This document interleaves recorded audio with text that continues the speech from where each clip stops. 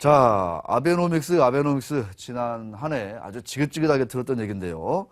하지만 일본의 그 경제 성장률을 보니까 매우 좀 기대치에 미치지 못했다.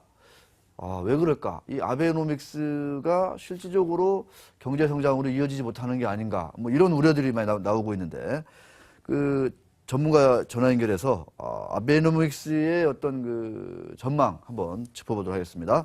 하나대투증권의 김두원 선임연구원님, 네, 전화 연결돼 있습니다. 연구원님 안녕하십니까? 네, 안녕하세요.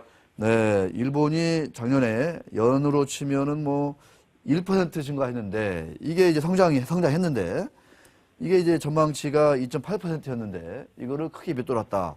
이렇게 지금 발표가 됐습니다. 자, 4분기 이 GDP 부진 이 배경은 일단 어떻게 꼽으십니까? 예, 아무래도 그 지난해 4분기 일본의 GDP가 말씀하신 것처럼 연율화 기준으로 1% 성장했습니다. 네.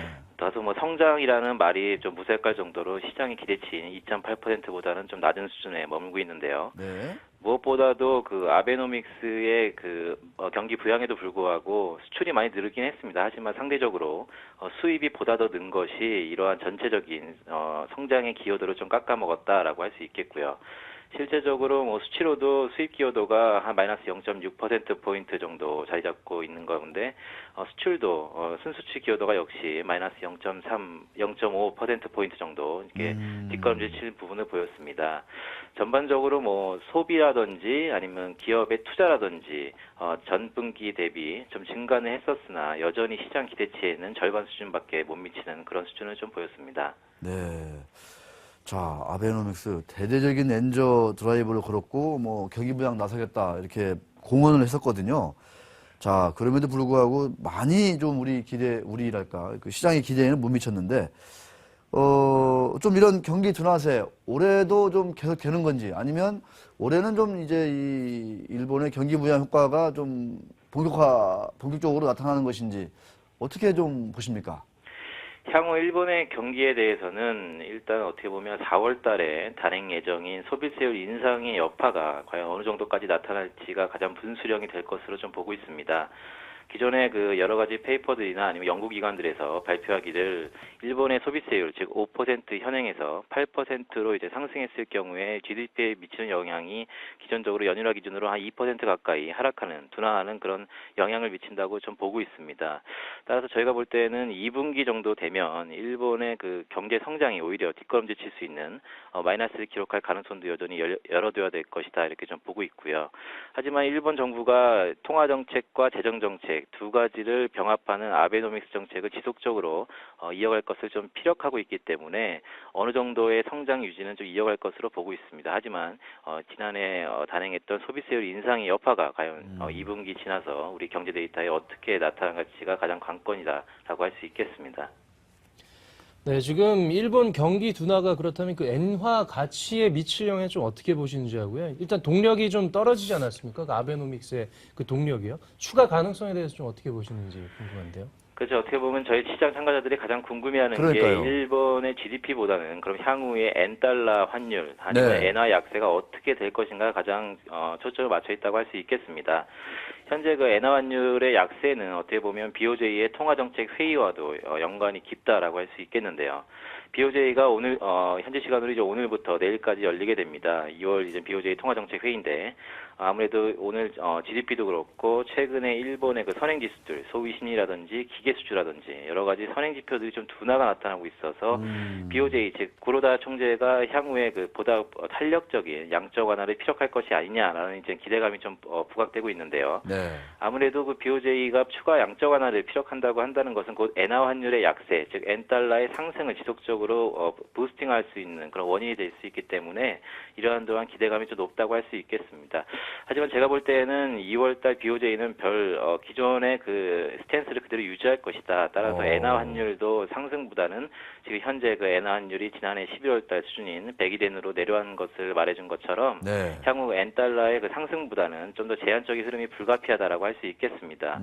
그 BOJ의 그 구로다 총재가 추가 양적 완화를 하지 못하는 이유가 한 두 가지 정도가 있는데요. 네. 제가 볼 때는 앞서 그 GDP에서도 나타난 것처럼 수출이 증가하지만 보다 수입 역시 역시 크게 증가함으로써 아베노믹스의 실익이 좀 더 경감되고 있다는 것입니다.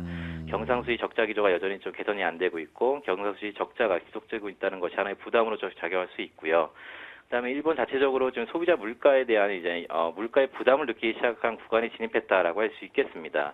아무래도 소비세율 인상이 어느 정도 경기 둔화를 일으키는 데는 불가피하게 나오지 일본이 기대하는 것이 이제 그럼에도 불구하고 일본의 임금이라든지 여러 가지 일본의 구매력이 좀 증가해서 이러한 쪽을 커버하기를 바라는데 그러기 위해서는 실질 임금이 좀 증가해야 됩니다. 하지만 현재 일본의 실질 임금이 지속적으로 마이너스를 기록하고 있는 부분이 역시 그 소비자 물가에 대한 물가의 부담을 좀 일본이 안기 시작했다라는 측면을 감안해 본다면 BOJ가 소비자 물가 즉 인플레가 현재 연율 한 2% 정도로 보고 있는데 이거를 상향하는 데 가장 엔달러의 환율, 즉 엔화 약세와의 향방과도 결부되어 있다고 할 수 있겠습니다. 하지만 2월달 또나 한 3월달 BOJ 역시 이러한 물가 부담을 감안한 구로다가 좀처럼 그 소비자 물가 상승 목표치를 높이기에는 좀 어려울 것이다. 따라서 엔화 환율도 기존의 그런 제한적인 흐름이 좀 불가피하다 이렇게 좀 보고 있습니다. 네.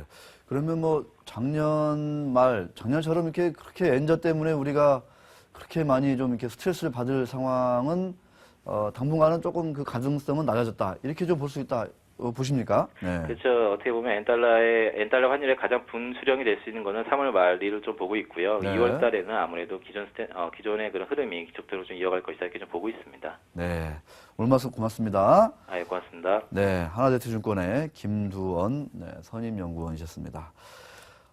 일본이 이제 BOJ 구로다 총재가 이제 대대적으로 또 오늘 내일 회의 때 양적 완화를 하고 싶어도 이게 워낙 이제 이것 때문에 엔화가 또 뚝 떨어지면 수입이 또 그만큼 또 확 늘어난다는 거 아니겠습니까? 네.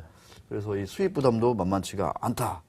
뭐 이런 얘기도 있고 소비자 물가가 어느 정도 이제 부담을 느낄 만한 수준까지 왔기 때문에 이 상황에서 계속 뭐 양적 완화 해가지고 돈을 풀 경우에 어떤 중앙은행으로서도 좀 만만치 않은 부담을 느낄 수밖에 없다. 따라서 당분간은 뭐 엔달러도 그렇고 이런 것들이 좀 제한적인 움직임을 보일 가능성이 있다. 자동차 주주 되시는 분들도 현대기아차 조금 이제 엔저 스트레스는 덜 받으셔도 되겠다. 이런 말씀을 해주셨는데 모르겠습니다. 또 3월 달 되면 분위기가 또 어떻게 달라질지.